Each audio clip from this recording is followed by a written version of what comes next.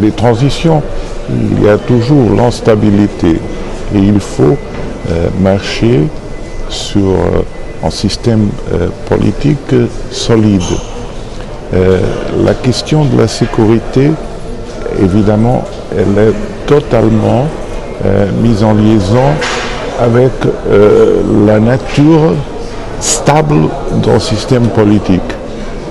Il faut clairement faire une partition défense-sécurité interne, la défense pour les menaces, grandes menaces de l'extérieur, mais pour la question de la frontière, les forces de sécurité, pas les forces armées, peuvent aussi prendre quelques fonctions.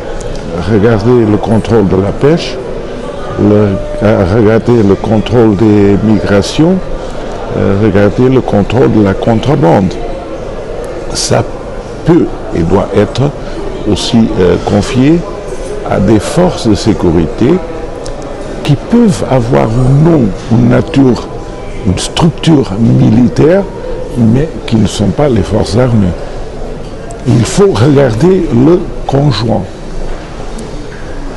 Dans une période de transition, l'existence de sécurité est essentielle pour permettre l'évolution des systèmes politiques et aussi pour garantir aux citoyens qu'il aura la possibilité de faire un choix libre en sécurité. La sécurité en devoir de l'État, telle que la défense ou la protection des droits. Et la sécurité doit être essentiellement envisagée comme le cadre qui permet la liberté du choix, la libre formation d'une opinion publique exigeante et les choix, le choix électoral. Et aussi pour la vie civile, aussi pour l'économie, aussi pour les gens dans sa vie quotidienne. Ça, c'est absolument essentiel. Et cette structure de sécurité doit être indépendante, doit être professionnelle, doit être capable d'assurer la confiance du pays. Nous appartenons à des sociétés différentes, des régions différentes, mais quand même le fait qu'il y ait eu une transition au Portugal dans les années 70, d'une dictature à une démocratie, le fait qu'on a dû régler tout le problème d'une réorganisation des forces armées, des forces de sécurité, rajeunir, moderniser, professionnaliser les forces de police, aussi mettre fin au système antérieur, qui était évidemment un système de dictature. Dans un système de dictature, les forces de police tendent à être des forces de protection de la dictature. Dans un système démocratique, les forces de sécurité doivent être un système de protection du citoyen.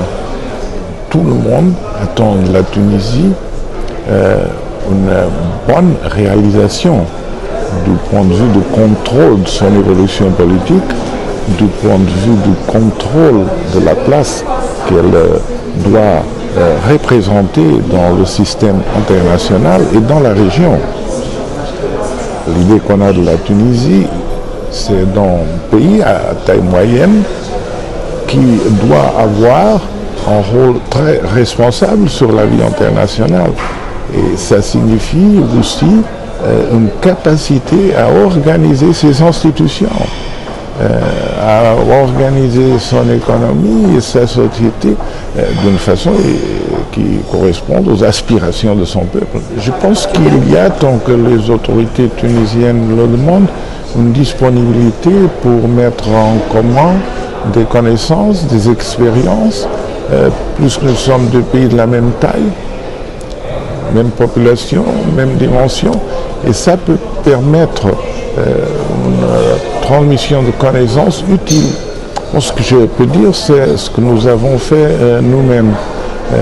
Nous avons tenu en considération très fermement l'importance de ces domaines, professionnalisation des forces armées pour la défense extérieure, professionnalisation et modernisation des forces de police pour la protection des populations, de ces droits.